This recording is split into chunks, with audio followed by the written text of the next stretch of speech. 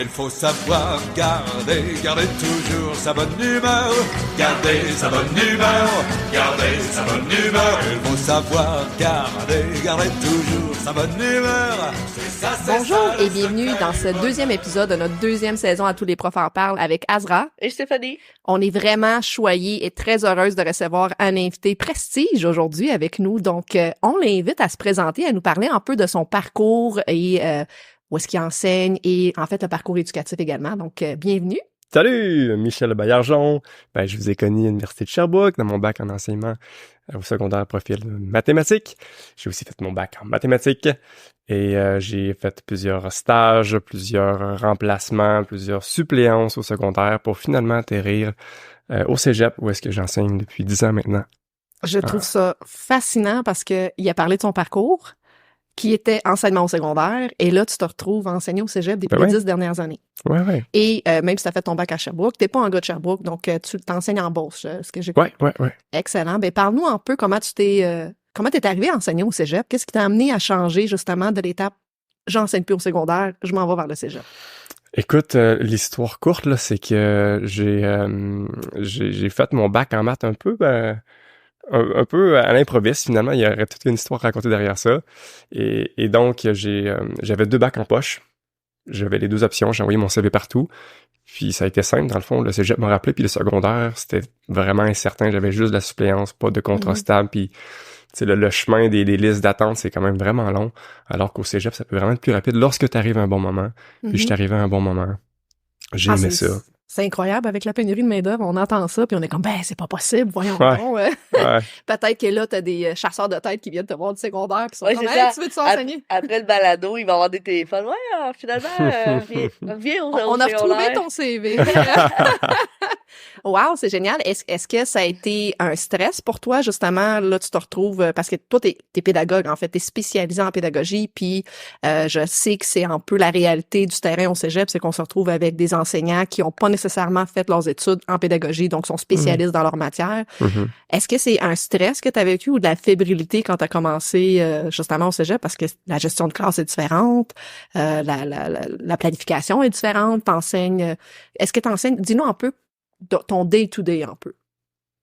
Mon day-to-day, écoute, je vais commencer par ta première question. Est-ce que je peux pas dire que je me sentais stressé, là? Moi, ça me passionne l'enseignement, puis je trouve que c'est un privilège d'enseigner, donc je ressens vraiment de l'excitation à l'idée d'être payé pour aider les jeunes. C'est vraiment tout un privilège.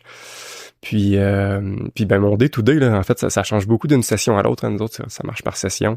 Puis en étant le dernier arrivé, où est-ce qu'on a 3 campus, nous autres, au Cégep Beauce-Appalaches. Puis il y a plusieurs programmes, plusieurs techniques. Et donc, j'ai vraiment appris plein de nouvelles choses, en fait, parce que, c'est ça, les maths, là, c'est très, très vaste. Et des appliqués à des milieux vraiment pointus, comme du génie industriel, finalement, je connais pas la réalité de l'industrie, ou ben juste un qui m'a quand même frappé, j'ai donné des cours à des gens qui sont en comptabilité gestion, puis j'ai donné pour la première fois un cours en mathématiques financières. Puis Colin, que ça devrait être dans le programme de base, ça, parce que c'est fou à quel point que l'argent, je sais pas si c'est pour vous autres, mais ça a comme un gros impact sur notre vie. Puis comme tout le monde est obligé de jouer à ce jeu-là, mais personne nous explique les règles. Il a fallu que je l'enseigne au cégep pour prendre conscience de bien des règles du jeu que je savais même pas, puis pourtant, j'ai quand même une tête mateuse. Mais j'avais pas pris le temps d'apprendre ça. Fait que tu fais beaucoup de planification. En fait, ce que j'entends, c'est, Stéphanie, c'est pas comme au secondaire. Des fois, t'as un cours pendant toute l'année, sur 10 mois. Tu planifies ton cours, ton niveau. Tu changes peut-être à l'année prochaine, mais pour toi, il y a une réalité qui est là que aux 4 mois, en fait, une session, c'est 16 semaines. Est-ce que je me trompe pas? Ouais. Donc, à toutes les 16 semaines, il se peut que tu changes complètement de programme. Quand même, mais c'est aussi la réalité des jeunes profs, là, où est-ce que, avec l'ancienneté qui augmente avec le temps, mais tu peux choisir tes préférences, bien qu'on a toujours un souci, là, on est vraiment chanceux pour ça.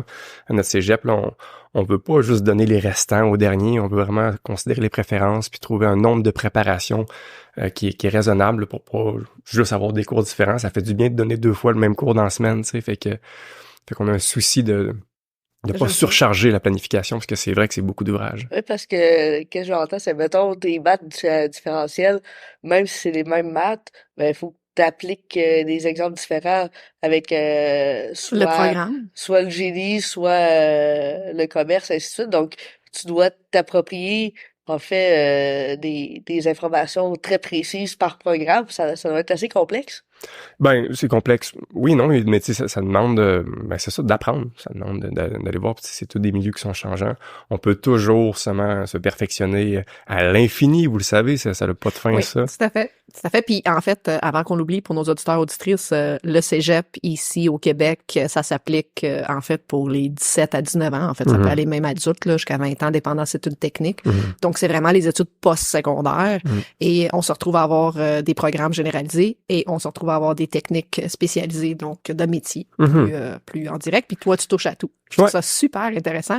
Puis tes classes, est-ce qu'on se retrouve à avoir combien d'élèves environ? Parce que dans une classe secondaire, on va parler qu'il y a une trentaine d'élèves, au primaire, c'est une vingtaine d'élèves. Qu'en est-il du cégep? Très varié. Le maximum là, que j'ai eu, c'est 36. Okay, c'est ça, le maximum. Normalement, il crée un deuxième groupe à partir de 37. Mais des fois, là, comme mettons à Lac-Mégantic, qui est vraiment un petit cégep, j'ai déjà une classe de 6. Fait que wow, le paradis! Ouais. Mais on est payé en fonction du nombre d'élèves dans notre classe aussi. Ah, ça c'est intéressant. Je savais pas ça. C'est bien que tu le mentionnes parce qu'au secondaire, nous autres, on tripait là, quand on avait moins d'élèves parce que t'es payé en fonction du groupe et non pas du nombre d'élèves. Donc, au cégep, c'est en fonction... Ça, c'est intéressant. Donc. Parce que c'est une savante formule pareil, là, mais ça a un facteur. Mais t'as aussi, faut que tu donnes pareil les nombres d'heures. Oui, t'es quand même considéré pour le groupe, mais après ça, c'est le nombre d'élèves qui est dans ton groupe qui a une influence. Okay. Ben oui, parce que tu corriges beaucoup moins oui. longtemps pour 6 que versus questions. 36. Exactement. Mais ça doit être plus intéressant, par exemple, pour la pédagogie quand on a 6 versus 36. Ben, c'est clair que c'est intéressant. Oui, tu peux créer vraiment un sentiment d'appartenance vraiment fort. Puis je trouve vraiment que c'est une des clés là, pour mon dire, là, je trouve que dans l'éducation, on va parler souvent des aspects plein de techniques d'innovation, puis de pédagogie, puis d'évaluation. Mais on dirait qu'il y a un truc que je prends conscience, c'est que le truc le plus important, c'est d'être capable de créer un bon lien avec les élèves. Après ça, là, le reste est tellement secondaire. Je trouve que c'est tellement... Tu sais, en fait, on le sait, vous l'avez déjà vécu. Quand t'aimes ton prof, là, quand t'as un bon lien avec, ben, tu sais, t'es plus engagé. Tu veux arriver à l'heure, tu veux faire ses devoirs, tu veux lui montrer que t'as bien compris. Tu sais, ça change tout. Oui, parce que moi, j'ai déjà eu une classe de 8 et d'autres classes de 11 élèves. Mais ça veut juste dire que dans un cours de 60 minutes, ma classe de 10, j'avais 6 minutes par personne versus une classe de 32, 33 que j'ai moins de temps. Fait qu'à chaque cours, je pouvais m'asseoir 5 minutes par personne et dire, toi, comment ça va aujourd'hui, et ainsi de suite. Donc, le lien est vraiment différent avec une petite classe qu'une grosse classe. Ça, c'est la réalité. Et je trouve ça fascinant qu'il a mentionné le relationnel au cégep. Parce qu'il y a une stigmatisation là où est-ce que les étudiants ont tendance à se sentir comme des numéros. C'est court, c'est un parcours, comme tu as dit, de 16 semaines. Tu vois ton enseignant. J'imagine que c'est des cours de 2 heures que tu enseignes. Ça dépend encore pour des cours, mais c'est maximum 2 heures, mais des fois, c'est des cours de 3 heures aussi. OK. Puis est-ce que c'est 1 à 2 fois par semaine? Oui, c'est souvent 2 fois par semaine. OK. Donc, t'as quand même, tu les vois de manière constante, mais pendant seulement 16 semaines. Donc, exact, c'est très court. Exact. Puis ça doit être difficile. Comment tu fais justement pour créer le relationnel en si peu de temps? Parce qu'au secondaire, il y a la réalité que tu les croises à l'extérieur, tu les croises sur la cour d'école. Au cégep, habituellement, quand ton cours est fini, merci, on s'en va. Comment le temps? Question. Ouais, comment tu le fais? Comment tu développes ton relationnel? Très bonne question. Je réponds vraiment à l'improviste. Ou est-ce que d'une part, je trouve que le premier cours, il est sacré. Moi, avant de commencer à faire des maths, je mets beaucoup de temps pour apprendre à se connaître. Parce que ça a beau être court 15 semaines, mais on se voit, mettons, 5 heures par semaine pendant 15 semaines, je vais les voir plus que bien des membres de ma propre famille, tu sais. Je trouve que c'est vraiment important de les connaître. Puis il y a une façon vraiment, un petit truc que je trouve vraiment génial, là, c'est les Google Forms. À tous les profs qui nous écoutent, là, je trouve ça génial comme premier cours. Où est-ce que ce que je fais, c'est que je pose sincèrement les questions que je suis vraiment curieux de savoir sur mes élèves. Pour vrai. Puis tu sais, là, après ça, tu peux personnaliser. Mais mettons les questions que j'ai posées cette année. J'aime beaucoup savoir, est-ce que tu aimes les maths? Parce que tu sais, j'enseigne les maths. Ben, c'est important. Ben oui, c'est important. Puis c'est vraiment intéressant parce que d'une session à l'autre, c'est la beauté du Google Form. Après ça, j'affiche les résultats instantanément en classe. Puis là, ben, j'ai comme une photo. Tu sais, ça, un beau petit Instagram. Puis j'ai comme la photo de ma classe. Je suis comme, oh, OK, cette année, ils aiment vraiment pas les maths. Tu sais. J'ai un défi supplémentaire. Ben ouais, ou à la limite, hey, j'en ai beaucoup qui aiment les maths. C'est bien cool. Fait que tu sais, je suis vraiment intéressé de savoir ça. Puis j'adapte mon enseignement en fonction de ça. Quoi d'autre aussi que je pose? Je demande aussi s'ils aiment l'école, entre autres. Je demande c'est quoi leur passion. Je demande c'est quoi leur objectif pour le cours. C'est souvent intéressant d'ailleurs, leur objectif, c'est souvent réussir le cours, pas le couler, avoir plus de 80%, alors que je trouve, moi, à mon regard, que c'est des objectifs de boîte. Puis Entièrement je me d'accord permets avec de toi. le dire que, tu sais, fuck le pourcentage. Il n'y a pas personne qui parle. C'est pas correct. On aime ça, le naturel. Donc, mais j'adore que tu mentionnes ça parce qu'il y a cette stigmatisation-là sociale de notes, de réussite. Pourtant, est-ce qu'ils disent qu'ils veulent apprendre? Exactement. Alors, mais tu sais, c'est là que je me permets aussi, une fois que je vois les réponses, je me permets de réagir. Je me permets de moi aussi répondre aux questions. Puis là, tout de suite, on est capable d'apprendre à se connaître. Puis au-delà qu'ils sont curieux d'attendre ma réponse, un truc que je trouve intéressant, ils sont curieux de connaître la réponse du groupe. Parce que souvent, ils se connaissent pas, hein. Ils arrivent de plein d'écoles secondaires, puis ils arrivent à un endroit, c'est peut-être une autre particularité du cégep. Oui. Puis ils sont vraiment curieux de voir la réponse du groupe. Fait qu'ils veulent se connaître entre eux, puis ils veulent connaître aussi mes réponses. Puis je pense que tu les partages avec le groupe. Oui, je l'affiche ça, le paf, là, ça donne vraiment, puis ça prend peu de minutes, là, c'est la beauté de la technologie. T'as vraiment une photo, puis je garde ça, moi, en tête, ou est-ce que, d'ailleurs, un truc que je pose aussi, c'est, suite à leur objectif, c'est quel moyen tu vas prendre pour atteindre ton objectif. Puis là, évidemment, là, ils disent des classiques, mais ça me fait du bien pareil qu'ils prennent le temps de l'écrire, du genre, je vais faire mes devoirs, je vais poser des questions au fur et à mesure, puis je prends le temps de les présenter comme voici, vous le savez tout. Puis là, je sais toujours la petite morale, c'est facile de le dire, il faut le faire. Puis en cours de session, justement, des fois, je me permets de leur montrer leur propre réponse. Fait que c'est vraiment intéressant. Je pose aussi, c'est quoi la qualité de meilleur prof? Je suis curieux d'avoir c'est quoi selon eux, c'est quoi la qualité du meilleur prof. Dis-nous ça, là, on veut savoir les secrets. Qu'est-ce qu'ils pensent les étudiants? Mais c'est très varié d'une session à l'autre, justement. mais mettons, il y a quand même des trucs qui reviennent. Il y aime beaucoup le dynamisme, beaucoup l'écoute, beaucoup la compréhension. Puis c'est ça. Puis après ça, j'ai tendance à m'engager. Je vais essayer de respecter tout ça. Oui. Puis par le fait même, j'espère que vous allez vous engager à respecter tous vos objectifs de c'est quoi que vous allez faire pour réussir votre propre objectif que vous avez choisi. Puis c'est ça. Puis ils apprennent à me connaître à travers ça. C'est pas tout le monde des profs qui fait ça. Fait que c'est une façon de créer des liens. Puis finalement, j'apprends les noms. C'est vraiment de quoi de classique et puissant, là, d'apprendre tous les noms de mes étudiants. Ça fait toute la différence. Puis au début, je pensais jamais être capable de faire ça, là, mais c'est un muscle qui s'entraîne, puis c'est vraiment de quoi de puissant, finalement, là, de connaître leur nom. Donc, ça se passerait surtout en classe, parce que c'est ça, on avait mentionné tantôt à l'extérieur. Je pourrais continuer, là, mais ça, c'est comme la base, j'ai envie de dire. Ouais. Puis évidemment, des interventions personnalisées, parce que quand je vois que ça va pas, on a quand même des pauses. Souvent, ils arrivent en avance du cours. Des fois, à la fin, je dis « Hey, je peux-tu rester? » Pour justement vraiment créer un lien. Je suis pas juste je suis pas un vidéo YouTube qui fait juste présenter le truc. Je suis humain, puis je suis sensible, je suis à l'écoute de ma classe. Puis je fais des interventions personnalisées. Puis au cégep, c'est vraiment trippant aussi, là. Il y a plein d'équipes sportives. Il y a des mercredis étudiants qui font des spectacles. Ils ont plein d'activités d'Halloween. Où est-ce que j'aime bien aller participer à ça pour aussi les voir dans un autre contexte. J'adore ça. C'est le petit côté pédagogue qui ressort, là, où est-ce qu'on va sortir l'enseignant de la classe. Et on va lui permettre d'être un humain avant tout. Puis de démontrer que même si t'es dans ma classe, je t'apprécie comme personne. Et si je te croise, justement, lors des activités, à l'extérieur, ils sont super contents, en fait. Puis le fait que tu prennes ce temps-là, je suis certaine que ça a un impact direct sur leur motivation, leur engagement dans ta classe, parce qu'ils voient que tu tiens à eux, puis il y a une écoute qui est active, en fait, qui est présente. Fait que je trouve ça super. Puis en même temps, là, tu trouves une autre question, parce que il y a une curiosité qui est là, parce que c'est une problématique, en fait, c'est un défi qu'on vit autant au secondaire qu'au cégep à l'université, c'est ce transfert-là d'une institution à l'autre qui est pas toujours équitable. Donc, on se retrouve avec des élèves qui ont, justement, on revient sur l'aspect de notes, ils ont tous eu des 80%, mais ils n'ont pas tous les mêmes acquis de connaissances. Donc, c'est une réalité qu'on va vivre lorsqu'ils vont arriver au secondaire. Là, on réalise que, OK, il y en a des plus forts, il y en a qui ont plus de défis. J'imagine que c'est une réalité au cégep également qui ressort. Fait que, tu sais, comment tu gères ça? Parce que dans leur tête à eux, ils ont toutes la même note. Et là, j'imagine qu'ils doivent vivre un peu une réalité. Ça arrive des fois des étudiants, Stéphanie, quand ils revenaient vers nous, puis ils disaient, ben là, je comprends pas, moi, ça allait bien, là, d'un cours cégep, ça va moins bien, pourquoi ma note, ou vice-versa.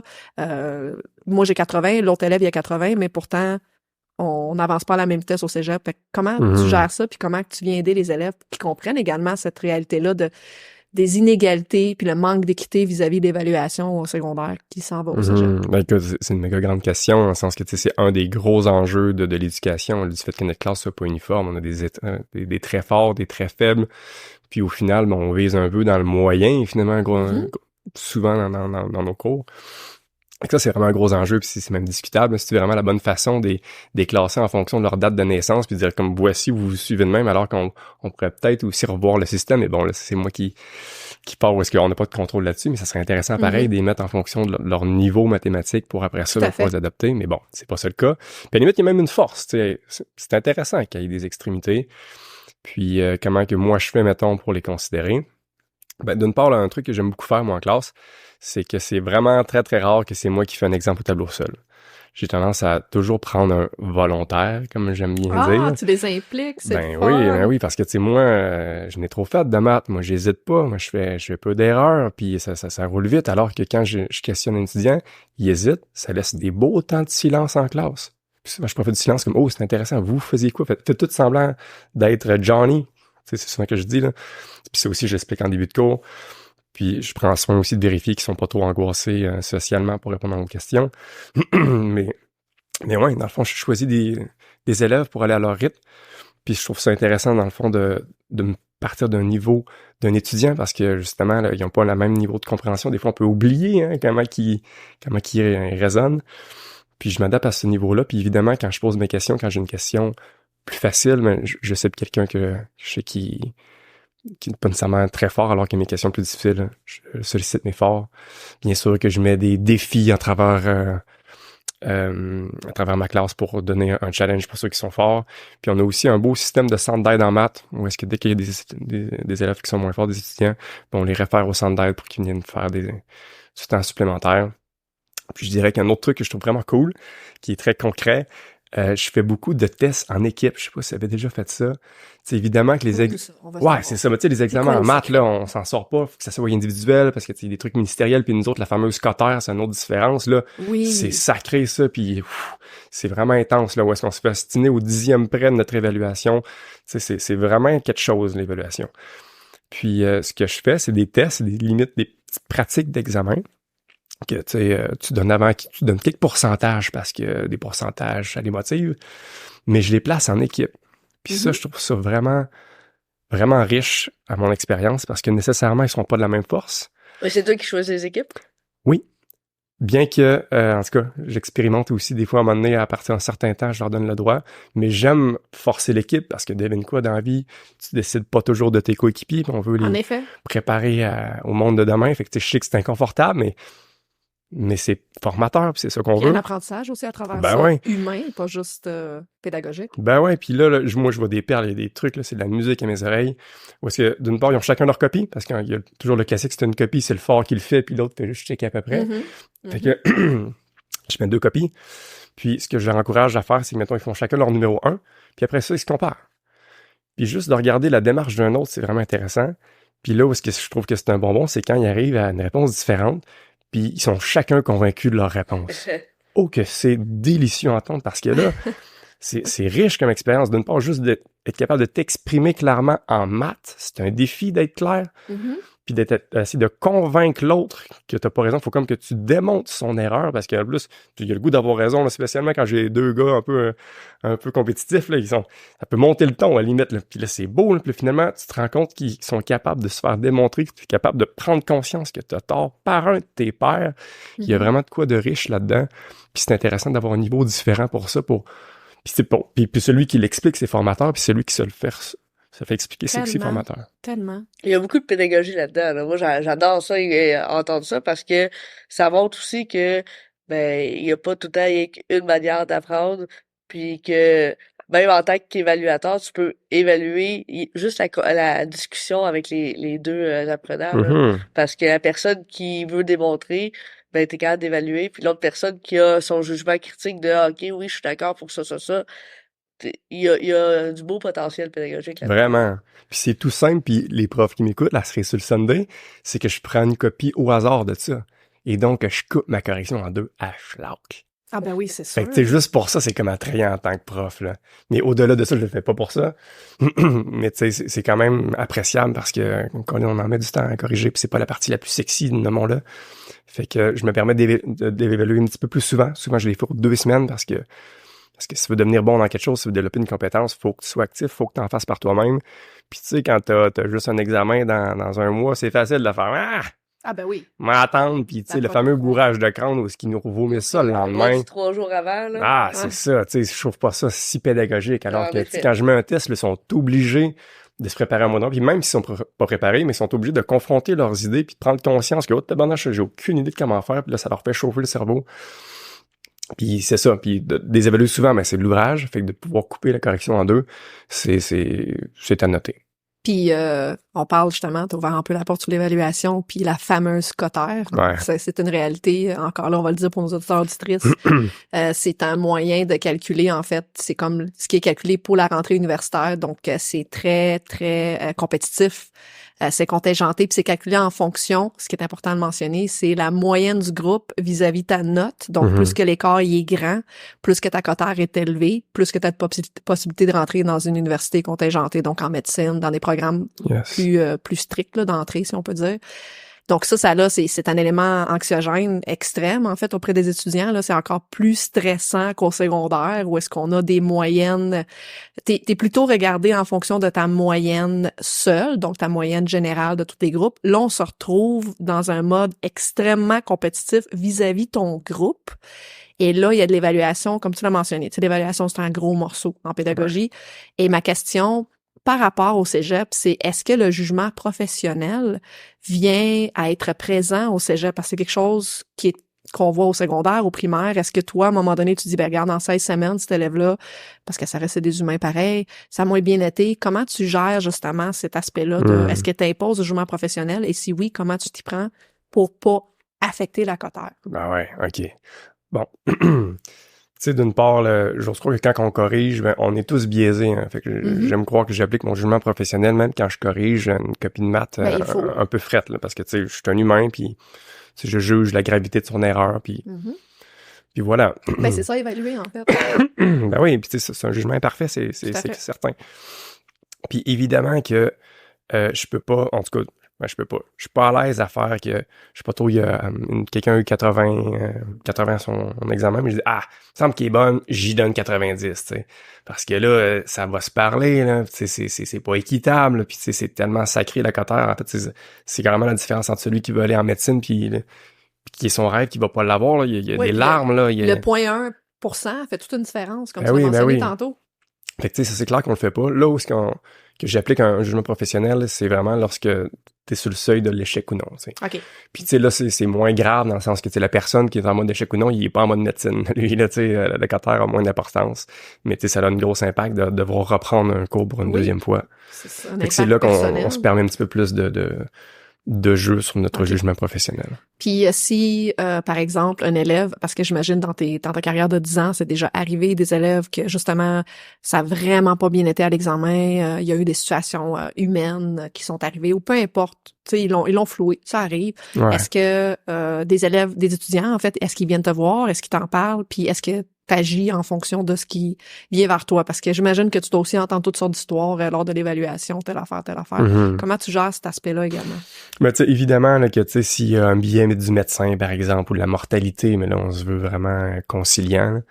Puis, tu sais, on a un peu de flexibilité, je sais pas trop, là, même s'il n'y a pas de billet du médecin, mais qu'il m'explique une situation vraiment particulière, mais tu sais, ça peut être vraiment accessible pour moi de dire, hey, mais si tu te sens de même, tu fais pas ton examen là, je vais te faire ton examen semaine prochaine, on s'ajuste. Fait que, tu sais, de déplacer la date d'examen en fonction des aléas de la vie, ça, c'est possible. Tu sais, de là à dire, tu sais, t'as une mauvaise journée, ça va là, je te fais plus 10%. Là, c'est trop frileux, c'est trop important, l'évaluation pour me permettre de jouer ça. Puis à la limite, je suis même pas sûr que je serais d'accord, parce que si on rouvre la porte à ça, ben là, Colin...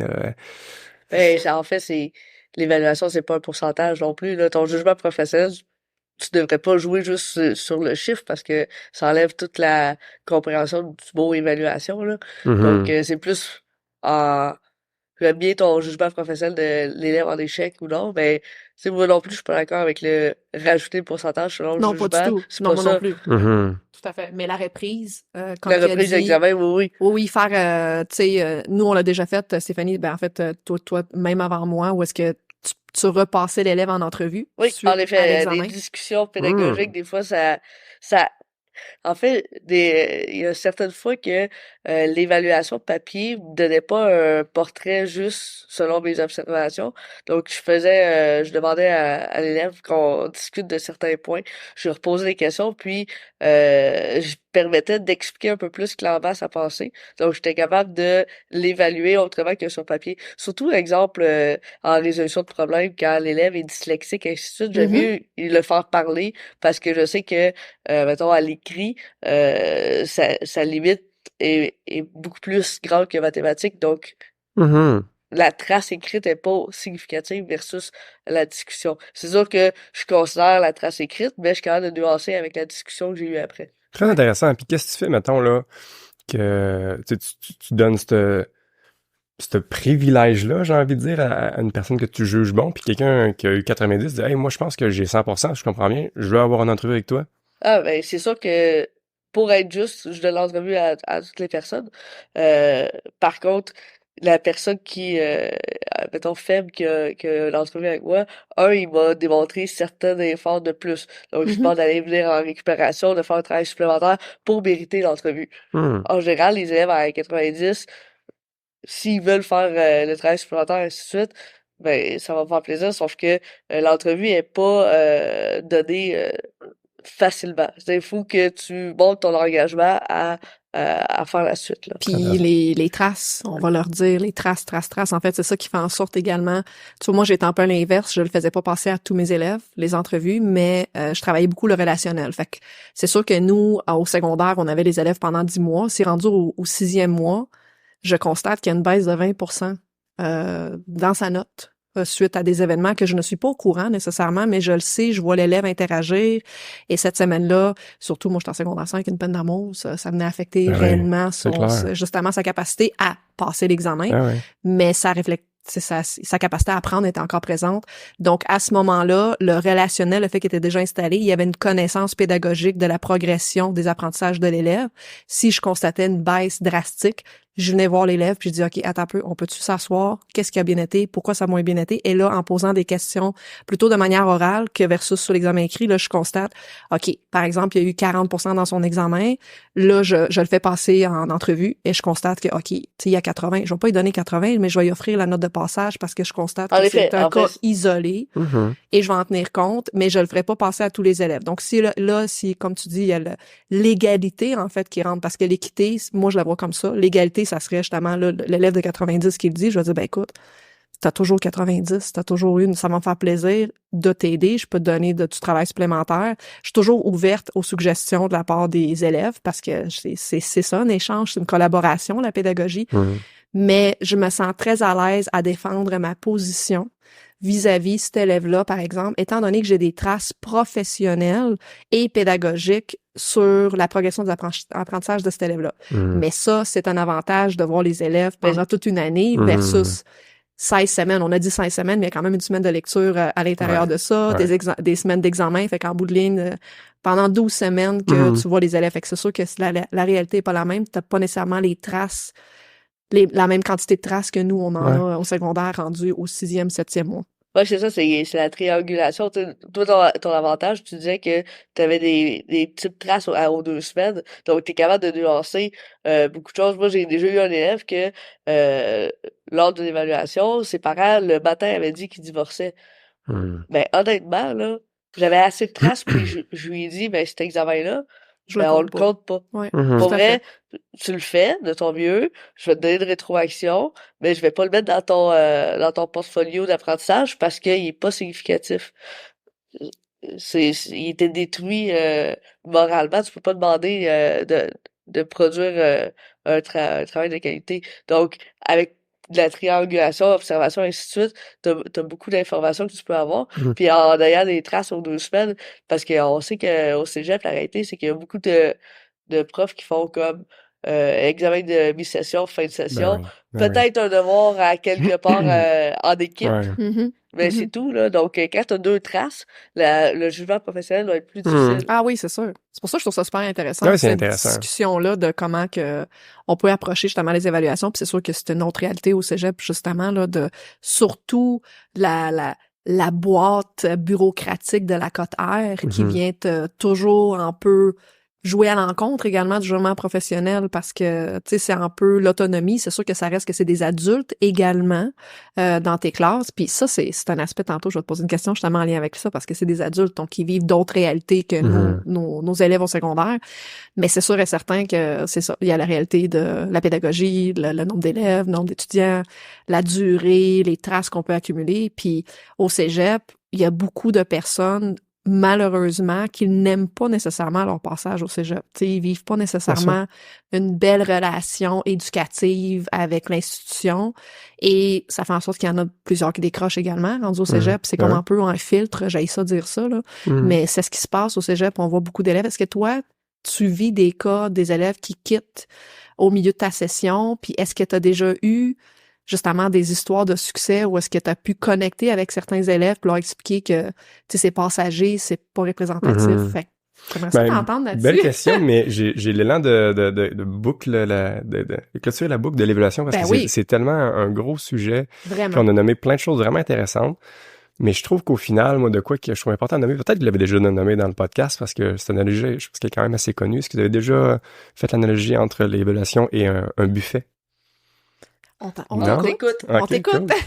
Cool. parce que c'est ça, dans le fond, là, au-delà de toutes les techniques là, savantes qu'on peut faire pour l'améliorer, je trouve qu'il y a fondamentalement quelque chose d'imparfait. Puis l'analogie le met bien en évidence. Je vous mets en contexte. Fermez vos yeux si vous voulez voir la scène. Où est-ce que imaginez-vous là, que tu arrives dans un hôtel de luxe, puis un buffet luxueux qui sent bon, qui est gratuit, puis tout est là devant toi. N'est-ce pas le paradis? Peut-être que moi, je suis trop gourmand, mais moi, je vois ça. S'il y a des sushis, je suis in. C'est ça, là, avec tout, tu vois ça, c'est comme, wow, c'est vraiment génial. Mais là, il y a le maître de l'hôtel qui arrive, puis qui rajoute les consignes suivantes. Faut tout tu manges. Puis en peu de temps. Puis si tu le fais pas, je te pénalise. C'est ce qu'on fait quand même en éducation. Ah ben oui. Ah, faut que tu apprennes toute la matière. Puis tu sais, je regarde maintenant juste mon cours de maths, là. On donne l'équivalent avec plusieurs centaines d'années de résultats de recherche en 15 semaines. Tu sais, c'est savoureux comme résultat. C'est vrai pour l'éternité, c'est capoté. Mais on te l'enfonce à un rythme que t'es pas prêt à recevoir. Puis que là, ça dégoûte. Puis là, on t'évalue sur un processus qui est pas ton rythme, finalement. Puis je trouve qu'à un moment donné, il y a une cassure qui se fait. Alors que, tu sais, on a des enfants, là, je les vois, ils sont curieux, ils veulent apprendre. Mais je trouve qu'à un moment donné, durant le parcours scolaire, trop souvent, justement, il y en a qui lâchent. Parce que c'est trop pour eux. Ça suit pas mon rythme. T'es un peu, c'est cool tes maths, là, mais laisse-moi décanter ça un peu. Ils ont pas le temps de digérer, en fait. C'est exact. Comme si on s'en va dans l'analogie, j'adore ça parce que c'est tellement représentatif de ce bourrage d'informations en peu de temps. Puis si tu le fais pas, t'es pénalisé. Puis j'adore que tu as mentionné, il y a pas un élève qui rentre dans les murs d'une école qui veut pas apprendre. Ça n'existe pas. Quand ils rentrent dans une école, dès le jeune âge, ils sont tous là, ils ont soif d'apprendre. Ouais. Et là, on leur offre, comme tu dis, le buffet. Et j'adore le fait que t'as un certain temps. Regarde, c'est là. T'as bien mieux de tout manger ce que tu veux. Puis si tu le fais pas, ben, on va te pénaliser. Puis heureux pour ceux qui ont un bon appétit. Il y en a qui sont heureux dans le système scolaire, mais tout pour ceux qui ont moins d'appétit, là. Ah, oui, la curiosité intellectuelle, là. Vraiment. Vraiment. Puis, de toute façon, à un moment donné, tu manges tellement rapidement que tu viens écœurer. Ou t'as même plus le temps de goûter aussi. Ben ouais, aussi. T'apprécies plus ton apprentissage. Hey, on est parti, là. Ça y est. Mais quelle belle analogie, puis la réalité sur l'évaluation, puis ce qu'il y en est. Puis rendu là, ben, c'est bien sûr qu'on peut parler de tous les aspects techniques, mais tu en as mis un point que je trouvais qui est la clé, qui est le relationnel. C'est d'être empathique face au bourrage qu'on leur donne. Je sais que c'est beaucoup, tu sais, puis je suis là pour t'accompagner, puis justement, hey, regarde, saute ce repas-là, je t'entends, puis je pense qu'il est là une nuance importante à travers l'évaluation, parce que, tu sais, je veux pas non plus dire que c'est la marde, le système d'éducation non plus, il y a beaucoup de force, mais celui qu'on vient de nommer là, il me semble qu'il y a de quoi améliorer, puis justement, si les profs peuvent comme nuancer, puis gérer un peu les portions pour accompagner mieux le jeune, ça me semble vraiment être une bonne piste pour l'évaluation et l'éducation, entre autres. Puis ça l'explique, et là, je reviens à ton autre question, où est-ce que justement, là, ben, c'est clair qu'il y en a qui sont dépassés, il y en a, là, justement, qui... C'est pas pour rien que je pose la question, est-ce que t'aimes les maths, là? Ceux qui me disent que t'aimes pas les maths, là, ben, tu vas en manger là, pas mal pendant 15 semaines. Ton enjeu, c'est même pas les maths, c'est de rechanger ton état d'esprit par rapport aux maths, parce que sinon, tu vas être malheureux, puis tu vas lâcher. J'en ai plein qui lâchent au cégep, justement, parce que c'est intense, là.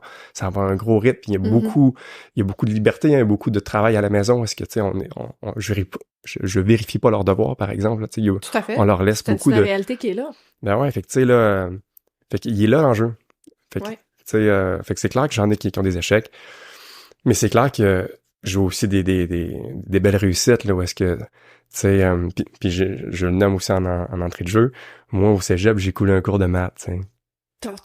Parce que justement, c'était trop pour moi. Moi, j'étais en mode volleyball, je voulais faire du sport, puis là, il me garochait plein de stock. C'était trop pour moi, je voyais pas à quoi ça sert, j'avais pas le temps de mettre l'effort nécessaire, tu sais, pour pogner le fameux petit gap que genre, OK, je comprends. Ah, c'est tout pareil. Ah, OK, là, ça devient comme facile à un moment donné, là.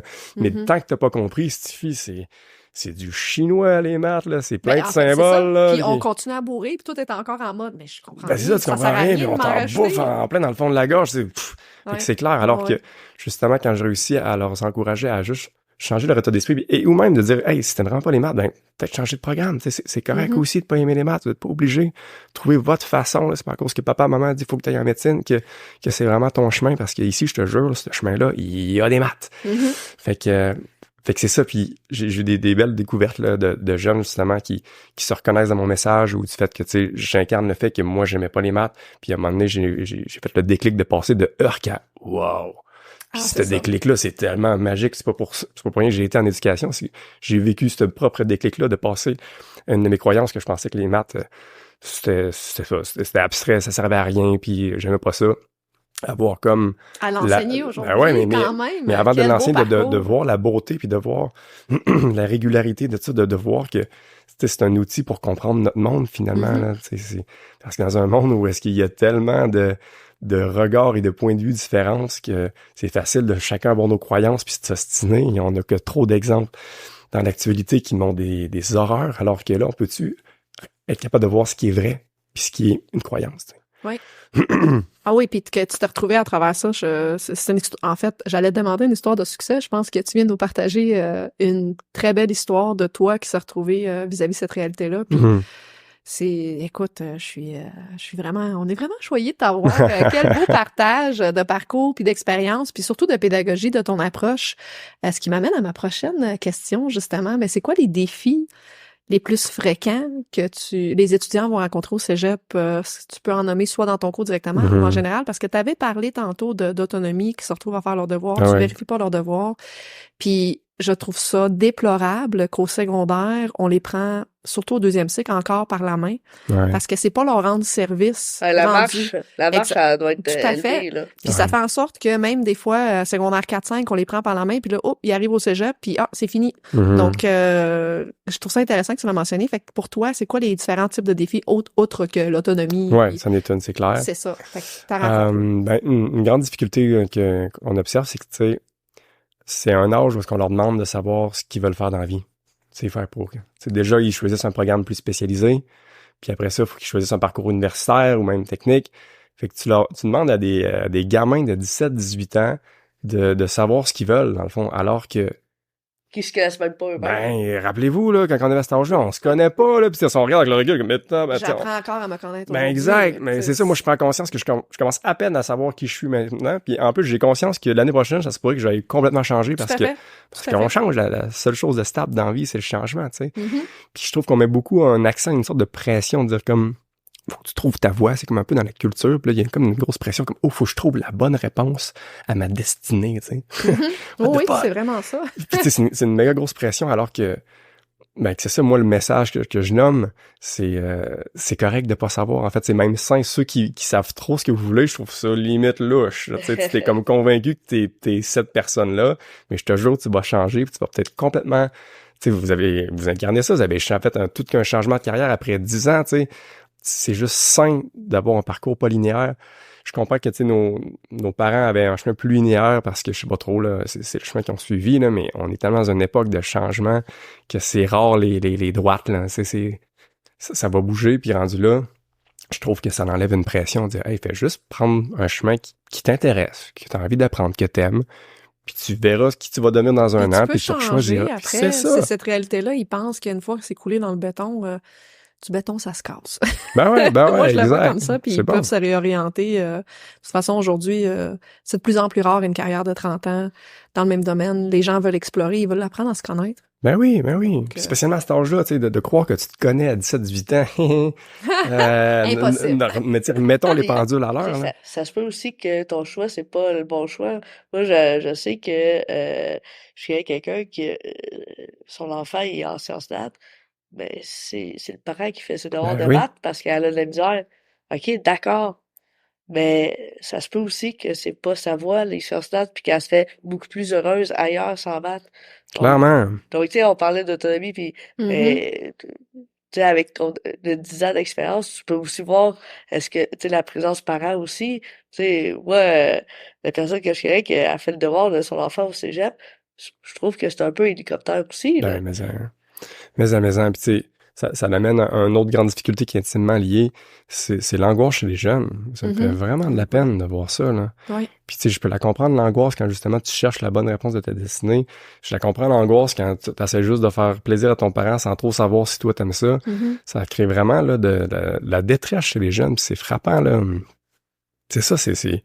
Ouais, parce que c'est fou à quel point qu'on est comme incliné à vouloir faire plaisir à nos parents. Ouais, ben oui. Tu sais, ben oui. sans même le vouloir, des fois, Ouais, on veut aller à consciemment, non. l'encontre, mais on dirait que c'est comme inné en nous. On veut juste qu'ils soient fiers de ce qu'on fait, puis on veut répondre à leurs besoins, tu sais, puis ça ressort des fois justement à cet âge-là, des fois, ben, soit qu'on va se plier encore plus, ou on va rejeter encore plus, tu sais, il y a des différents et les opposés qui vont sortir, mais c'est une réalité qui va ressortir surtout au cégep, tu sais, vers les universités où est-ce que le jeune, il est comme, ben là, je fais quoi, là? Je fais du plaisir à mes parents?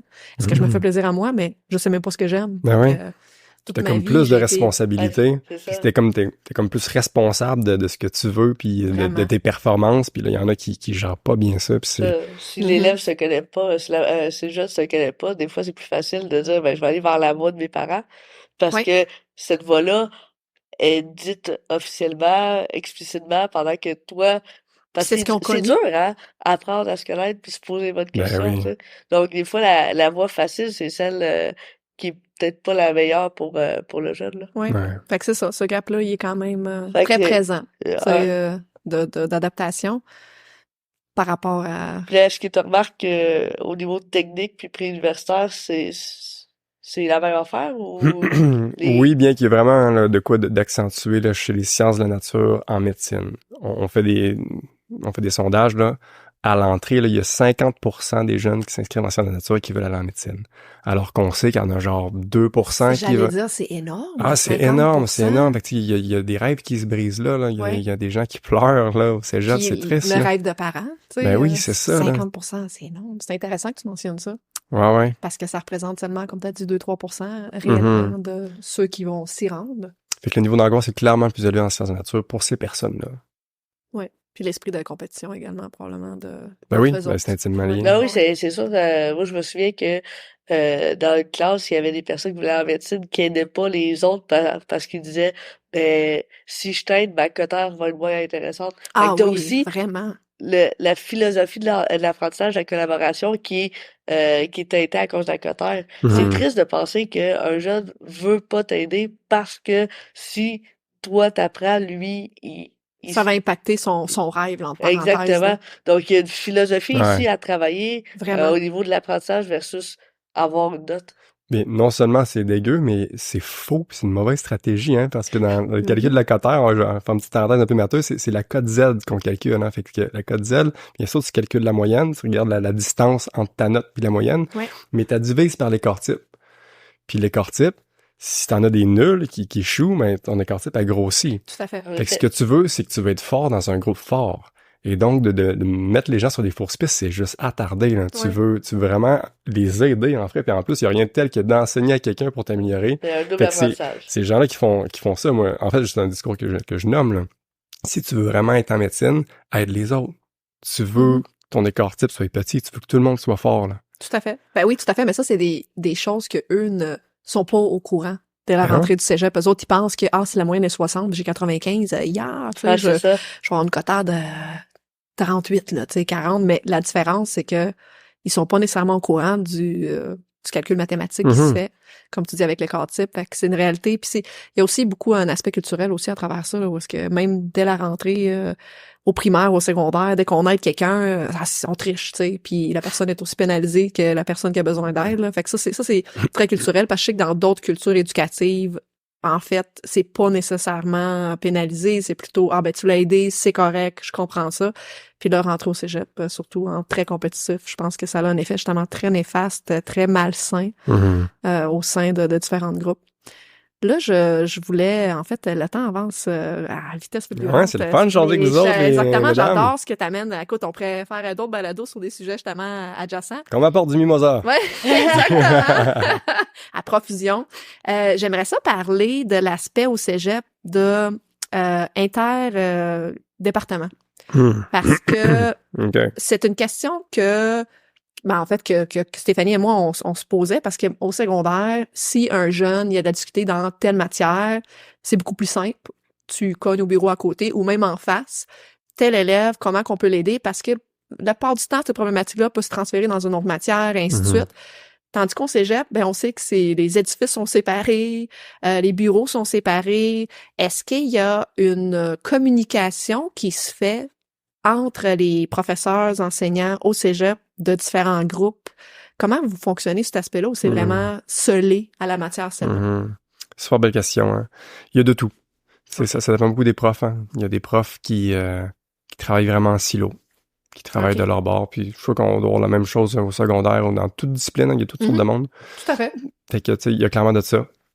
Puis il y a clairement des profs innovants qui disent « Hey, qu'est-ce que tu fais en chimie? Hein, Colin, cette équation-là, je pourrais bien la dériver en maths. » Puis on peut faire des beaux ponts, finalement, là, de la discipline. Fait que c'est très, très varié à mon expérience. Ce qui m'encourage aussi, somme toute, là, c'est que nous sommes présentement dans l'actualisation du programme de sciences de la nature, par exemple, où est-ce que là, on s'assoit toutes les disciplines ensemble, puis on essaie de réinventer le programme. Et donc, ça laisse quand même place à dire « Hey, là, c'est un beau moment pour faire des liens. » ou « Hey, on va changer la séquence de cours pour pouvoir mettre ce cours-là, ce cours-là en même session pour pouvoir faire des liens. » C'est encourageant de voir ça, bien que pour être quand même impliqué dans ce processus-là, c'est fou comment que le changement, là, c'est pas toujours bienvenu chez bien des gens, là.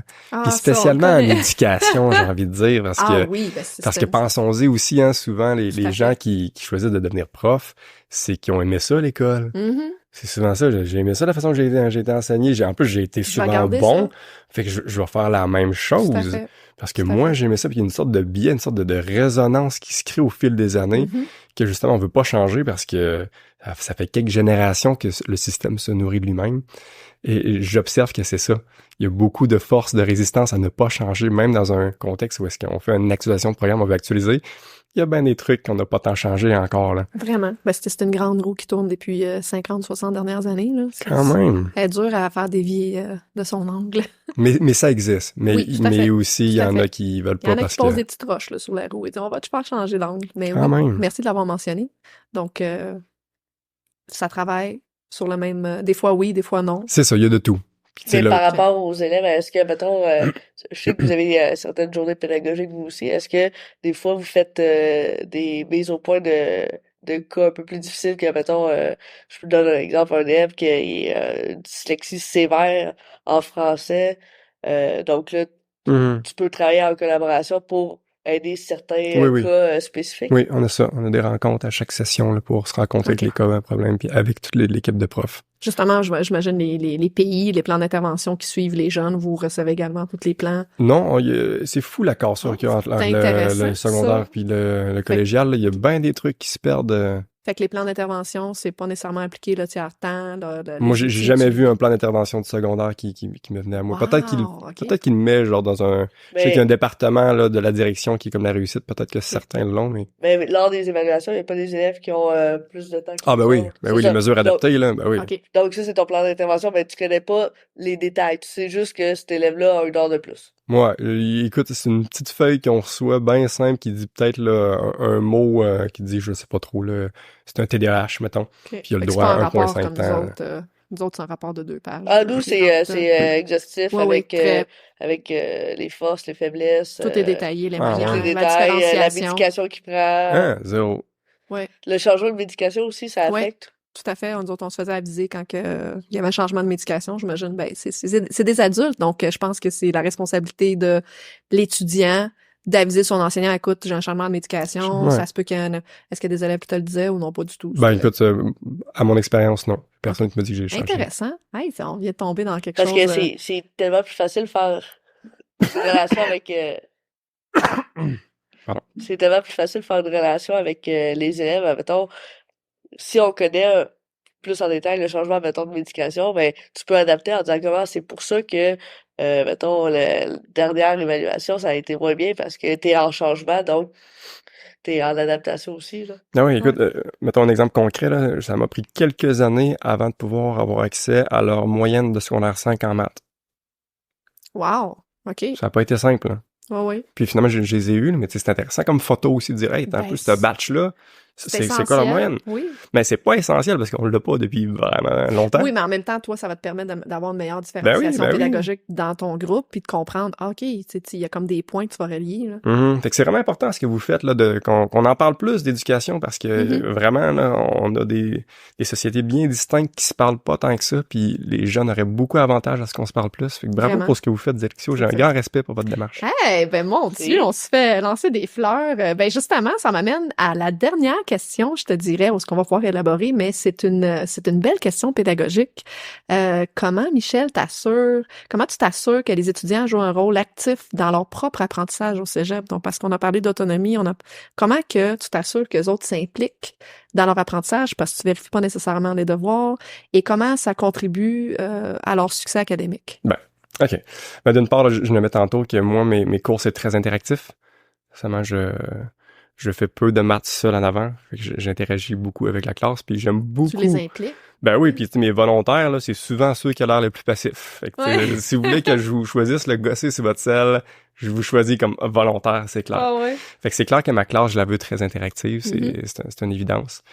Puis je trouve que mais finalement, là, d'essayer de tenir aux 2 semaines pour dire, hey, quand fois, si tu veux espérer développer une compétence dans la vie, c'est pas en regardant, même si c'est le meilleur des profs de toute la Terre, si tu veux juste être passif à regarder ce prof-là, tu le sauras jamais. Fait que c'est clair que c'est ça. Il faut qu'il se pratique, c'est en donnant les devoirs, mais tu sais, donner des devoirs, des fois, ils le font pas, mais si je l'évalue dans 2 semaines, c'est comme ça que je pense que je les mets plus actifs. Puis s'ils le sont pas, ben c'est pas rare que des tests, je donne comme 4% à mes étudiants. Là. Ça l'arrive, là, parce que je fais comme, t'as pas fait d'effort, let's go. Fait que c'est une sorte de petit coup sur le nez qui leur rappelle que si tu veux espérer développer tes compétences, il faut que tu sois actif. C'est sûr. Ouais, parce que c'est ça la difficulté, surtout en post-secondaire, comme on avait déjà mentionné, il y a beaucoup d'enseignants professeurs qui ont pas beaucoup de pédagogie. Surtout les enseignants au début, tu peux donner des charges de cours sans pédagogie, puis après aller chercher ta pédagogie. Ou pas. Il y a beaucoup ou pas. Mais il y a beaucoup de cours magistraux. Extrêmement. 100% très 2 heures on va parler, puis je lis mes PowerPoint, puis... Donc les jeunes sont assez passifs, puis l'apprentissage, ben comme tu as dit, c'est actif. Donc je trouve ça le fun d'avoir aussi la possibilité de dire, ben on peut être actif, faire des projets, ainsi de suite, même cégep à l'université. Ben ouais, hein. Puis mettons cette session-ci, j'expérimente une nouvelle affaire qui est un système de points. C'est vraiment intéressant pour tous les profs. Gestion de classe? Ben oui, mais en fait, n'importe quoi. Tu sais, ce que j'ai aimé de l'exercice, là, c'est que tu te poses les questions suivantes. Quels sont les comportements que je veux encourager? Quels sont les comportements que je veux décourager? Puis à ça, tu colles un système de points. Puis tu sais, les systèmes de points, là, je sais que des fois, il y en a qui peuvent avoir certains regards, puis ça peut être pas uniforme. Chez mon petit Steph, on a déjà jasé. Là. Mais tu sais, d'une part, des systèmes de points, il y en a partout. Hein. Tu sais, pensez au pourcentage qu'on donne. C'en est un système de points, puis remarquer l'impact que ça a sur influencer le groupe. Si tu donnes un travail qui vaut 0%, tu donnes un travail qui vaut 5%, ça influence les grands singes blancs que nous sommes. C'est démontré là, par une méta-analyse. Mais au-delà du fameux pourcentage, c'est ça, je me suis assis pour dire c'est quoi les comportements que j'aime en classe. Puis aussi simple qui, mettons, moi, je donne un système de points parce que je donne des points d'expérience, puis je me trouve drôle avec ce terme-là. J'ai un passage un peu geek dans ma vie. Puis c'est ça, mettons, que je récompense tous ceux qui trouvent une coquille que je fais au tableau. Des fois, ça m'arrive. Des fois, je fais exprès. Des fois, non. Oui, la on fait stratégie toujours de par exprès, hein? C'est avec un clin d'œil. Ah ouais, je dis que j'ai appris ça dans un de mes cours de pédagogie à l'université, de faire des erreurs pour voir si vous suivez. Exactement. Mais ce que j'aime de ça, c'est que, tu sais, naturellement, il y en avait toujours un qui le spottait, mais le fait de le mettre explicitement dans ce système de points, puis qu'il y a une petite récompense, puis qu'il y a un petit système de compétition aussi, où est-ce que je donne des récompenses à ceux qui ont les meilleurs points d'expérience, ben je me surprends à voir qu'il y a comme un concours de vitesse dans la classe. Où est-ce que quand j'en fais une, que je fais volontairement ou non, j'en ai comme plusieurs qui lèvent la main, c'est moi qui lève la main en premier, puis c'est comme une sorte d'engagement où est-ce que, tu sais, ils sont pas juste passifs, comme, tapis, vas-tu faire une erreur, puis c'est moi qui vais Ils sont aux aguets. Ben oui, exactement, ils sont vraiment plus engagés, puis ça, je trouve ça vraiment riche de juste avec un petit système de points niaiseux, dans le fond, influencer leur comportement à être plus actif, plus attentif en classe. C'est vraiment de quoi d'intéressant, puis tu peux faire ça à ta sauce, Moi, justement. j'adore ça. Je trouve ça extraordinaire que t'as pu transférer ça également au post-secondaire, là. Mais tu peux faire ça partout. Tu peux faire ça avec tes enfants. Tout à fait. Ça les influence, dans le fond. C'est vraiment de quoi qui est... Regardez l'argent, c'est un autre système de points. Là. On est influencé depuis... Toutes les cartes fidélité là, fonctionnent comme ça. Là. Donc, on voit que l'être humain est tenté par ça. Donc, pourquoi on l'utilise pas en éducation? Exact. Puis en étant explicite pour des comportements qu'on juge bon, comme un autre truc que j'aime beaucoup mettre dans mon système de points, c'est de célébrer l'erreur. Je trouve que c'est un autre truc aussi, là, quand il y a des difficultés, il y en a, là, qui, ils sont traumatisés, là, ils ont peur de faire une erreur, puis c'est vraiment comme si, c'est ça, il y avait, ben oui, alors que, si tu veux apprendre, voyons donc, tu peux apprendre sans erreur, c'est comme, ça se peut pas. Puis, littéralement, quand tu fais une erreur, tu t'en rends compte, tu gagnes de l'expérience, pas vrai? Moi, je le fais explicitement. mais je trouve que ça remet une couche pour dire, hey, ici, les erreurs, là, c'est célébré, puis je les mets de l'avant, puis quand, justement, quelqu'un fait une erreur, point d'expérience, puis tu sais, limite, je danse à l'avant parce que je trouve que c'est riche, parce que l'erreur que tu fais en plus en classe, tout le monde peut en profiter, tu sais. Oh ben, je pense que je retourne au cégep, là. Je vais aller reprendre mes maths. Quel plaisir, en fait, de tout ce que tu as partagé, ton expérience. Puis, en fait, j'ai menti. J'ai une petite dernière question. Let's go! C'est parce que tu as ouvert la porte par rapport justement à la pédagogie. Puis, est-ce que tu crois que ta formation de pédagogue, elle a une incidence, en fait, sur justement ta manière d'enseigner au cégep, étant donné que tu as quand même été formé comme enseignant au secondaire, t'es pédagogue, tu as eu 4 ans de bac, donc 120 crédits, et là, tu te retrouves au cégep. Est-ce que ça a un impact? Est-ce que tes valises étaient remplies, pas remplies? Est-ce que ça t'a aidé dans ta façon de façonner puis de planifier la pédagogie dans ton... Ouais, intéressant. Je te dis ce qui monte en moi vite de même. Tu sais, j'ai quand même des souvenirs de cours de pédagogie assez médiocres.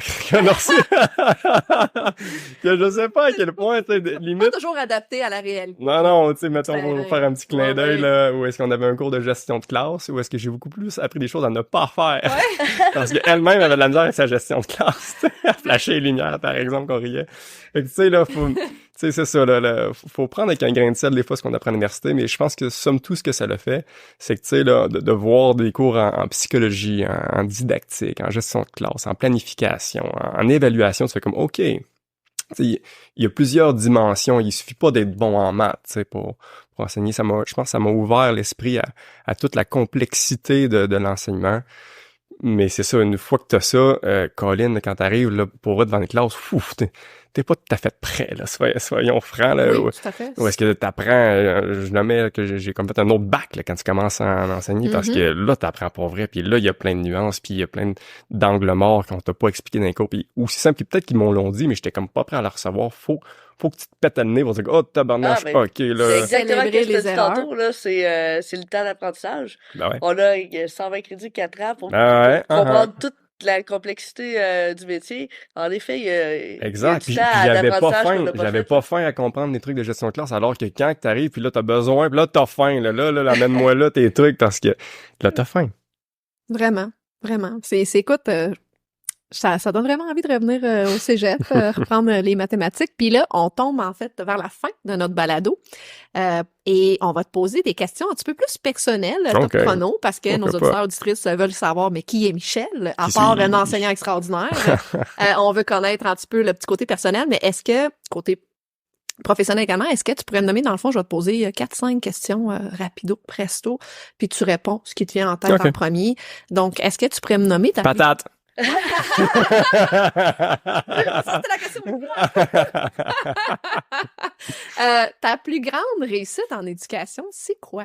Plus grande, il faut que je réponde spontanée à la plus grande. Ah, ben, une des plus grandes. Parce que on en a plusieurs comme enseignant, mais selon toi, c'est quelque chose qui te réchauffe le cœur. OK, attends. De me rappeler que je suis chanceux de faire ça. Oh, c'est puis mettons concrètement un truc que j'essaie de mettre en place, parce que c'est facile de tomber dans notre tête finalement, puis d'avoir tout mon plan de cours, puis comme OK, là, j'enseigne ça, puis tout. Puis un exercice que je fais pour me rappeler ça, c'est avant chaque début de cours, avant que tu essaies d'attirer l'attention, le fameux moment où est-ce que c'est comme le brouhaha, je prends toujours une grande respiration. C'est juste prendre un petit temps pour dire « Hey, je suis payé pour les aider, tu sais. » Ouais, c'est beau, ça. Ben, c'est quoi d'abord ton plus grand défi? Ta. Ben, ce qui monte spontanément, c'est la correction. Ça, c'est un petit classique, là. Ouais, il y a sûrement autre chose de plus brillant, là, mais c'est monté tout de suite. Ben, c'est correct, ça prend beaucoup de temps. Est-ce que tu peux me dire, parce que tantôt, c'était intéressant, vu que tu avais mentionné que tu avais échoué tes mathématiques, que tu n'avais pas nécessairement... À quel âge tu savais que tu allais être enseignant? Bon, ben pas mal au cégep. Ben, dans le fond, je dirais au cégep, mais ce qui est arrivé là, c'est que je savais pas où aller. Mais dans le fond, j'arrive aussi d'une famille de profs, hein. Il y a clairement influencé de ça. Mais ça me plaisait, encore une fois, d'être payé pour aider, dans le fond. Okay. Puis je savais même pas en quelle matière, mais je savais que de prendre une direction, d'être payé pour aider, ça me plaisait. Puis clairement que j'avais des exemples autour de moi de gens qui faisaient la job puis qui étaient heureux aussi de le faire. Mm-hmm. C'est aussi ça l'influence. Puis j'ai pogné aussi des profs du cégep qui enseignaient les maths qui avaient l'air d'être heureux de le faire. Donc c'est là que j'ai dit je vais aller là. Bien que tu sais, je suis encore ouvert à changer d'idée, mais pour l'instant, je m'y plais bien. Excellent. Puis t'as-tu un talent caché? Tu vois, ça c'était le patate. Le sirop d'érable.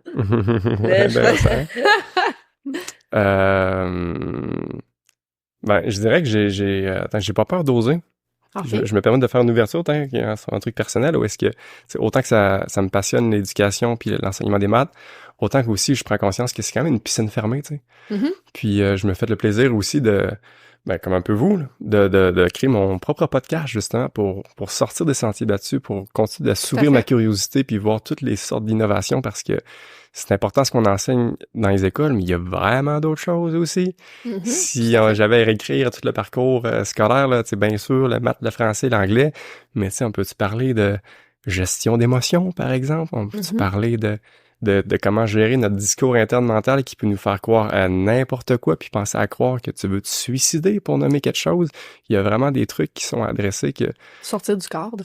Ah ouais! Le cadre imposé, en fait, là, c'est...